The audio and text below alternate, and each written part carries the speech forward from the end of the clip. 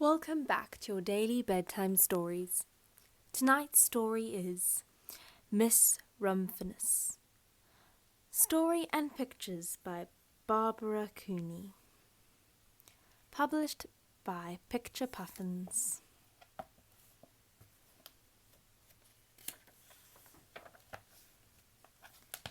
The lupine lady lives in a small house overlooking the sea. In between the rocks around her house grew blue and purple and rose-coloured flowers. The lupine lady is little and old, but she has not always been that way. I know. She is my great aunt, and she told me so. Once upon a time, she was a little girl named Alice, who lived in a city by the sea. From the front stoop, she could see the wharves and the bristling masts of tall ships. Many years ago, her grandfather had come to America on a large sailing ship. Now he worked in the shop at the bottom of the house, making figureheads for the prows of ships and carving Native Americans out of the wood to put in front of cigar stalls. For Alice's grandfather was an artist. He painted pictures, too, of sailing ships and places across the sea. When he was very busy, Alice helped him put up in the skies.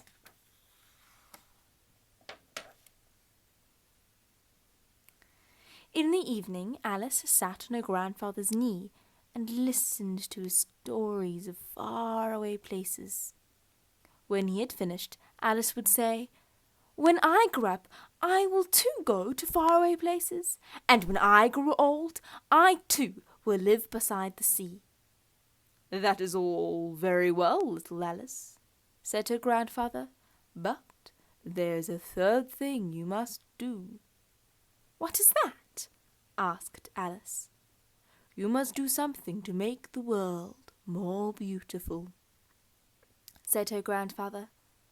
"All right," said Alice, but she did not know what that could be. In the meantime, Alice got up and washed her face and ate porridge for breakfast. She went to school and came home and did her homework. And pretty soon she was grown up. Then my great-aunt Alice set out to do the 3 things she had told her grandfather she was going to do. She left home and went to live in another city far from the sea and the salt air. There she worked in a library, dusting books and keeping them from getting mixed up, and helping people find the ones they wanted. Some of the books told about faraway places. People called her Miss Rumphius now. Sometimes she went to the conservatory in the middle of the park. When she stepped inside on a wintry day, the warm, moist air wrapped itself around her, and the sweet smell of jasmine filled her nose. "This is almost like a tropical isle," said Miss Rumphius, "but not quite."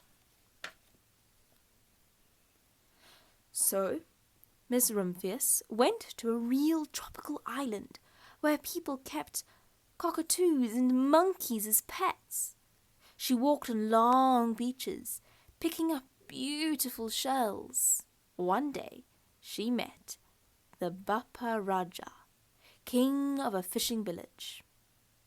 "You must be tired," he said. "Come into my house and rest." So Miss Rumphius went in and met the Bappa Raja's wife.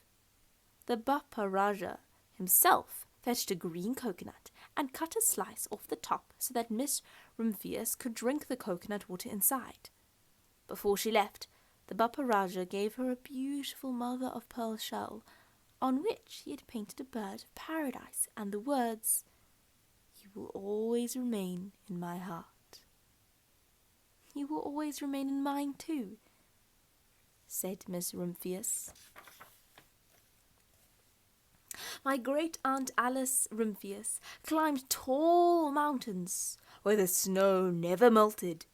She went through jungles and across deserts. She saw lions playing and kangaroos jumping. And everywhere she made friends she would never forget.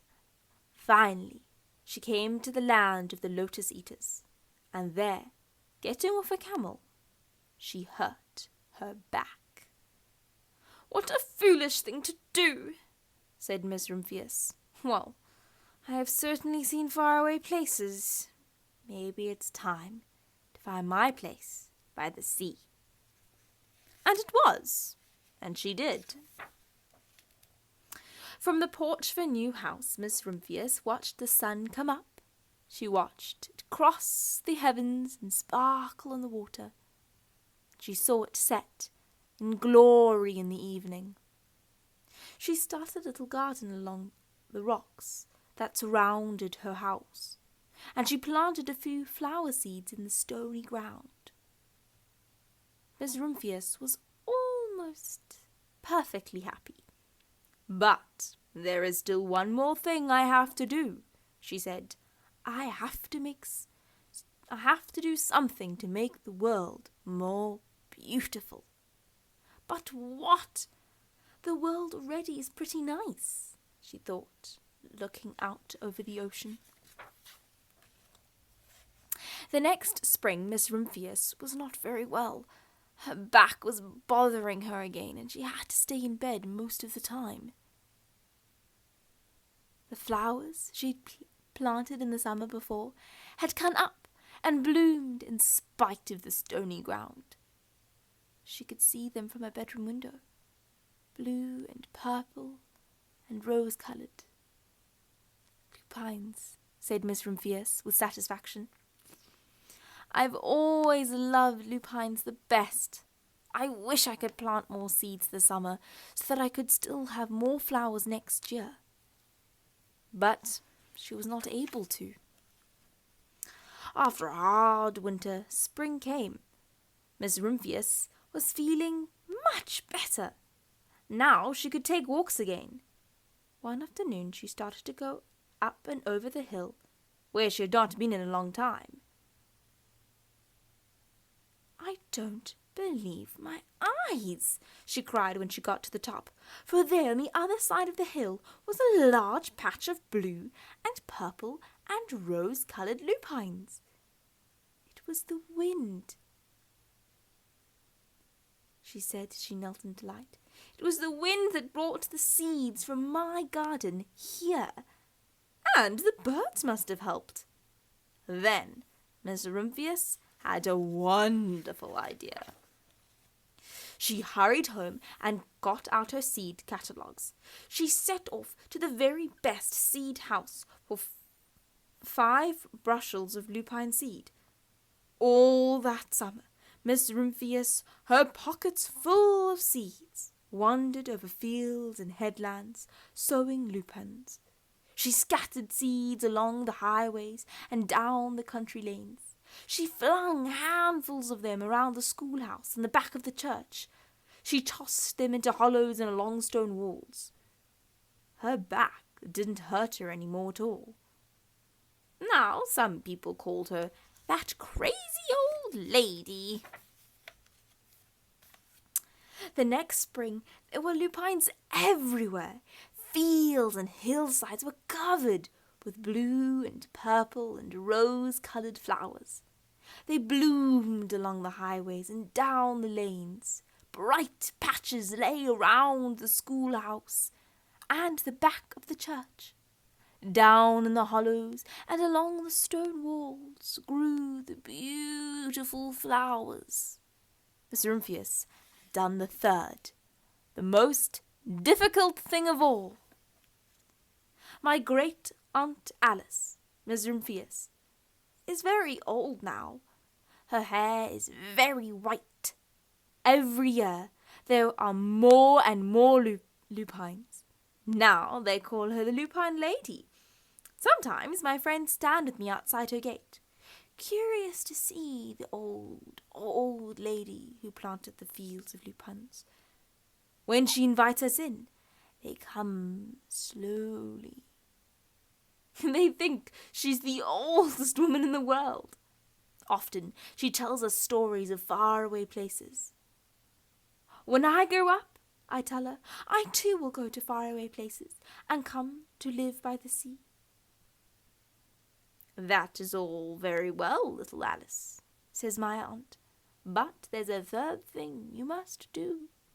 What is that? I ask. You must do something to make the world more beautiful. All right, I say. But I do not know yet what that can be. The end. Sleep tight and don't let the bedbugs bite.